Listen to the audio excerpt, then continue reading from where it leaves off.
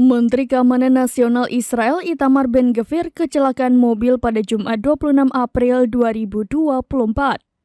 Mobil yang ditumpangi Menteri Israel Ben-Gvir sampai terbalik di tengah padatnya lalu lintas. Dilaporkan Ben-Gvir terluka dalam kecelakaan mobil dan dibawa ke rumah sakit. Komisaris Polisi Kobi Sabtai mengatakan kepada wartawan beberapa orang lainnya terluka dalam insiden tersebut, mengutip dari Times of Israel, di mana 2 kendaraan terlibat dalam tabrakan dan 5 orang dilarikan ke rumah sakit setelah mengalami luka-luka.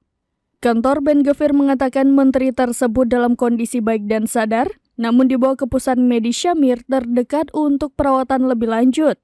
Laporan selanjutnya mengatakan salah satu putri Ben-Gvir, seorang ajudan dan sopirnya juga termasuk di antara korban terluka.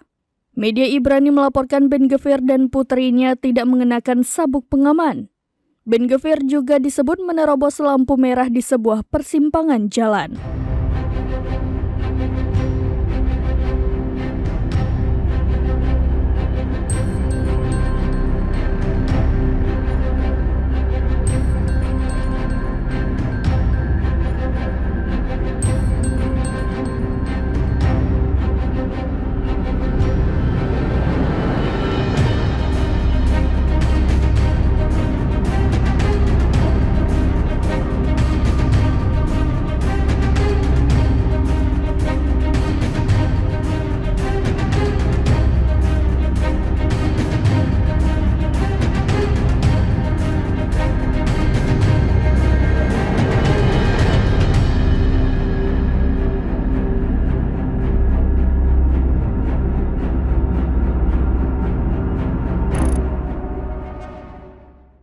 Download Tribun X sekarang, menghadirkan lokal menjadi Indonesia.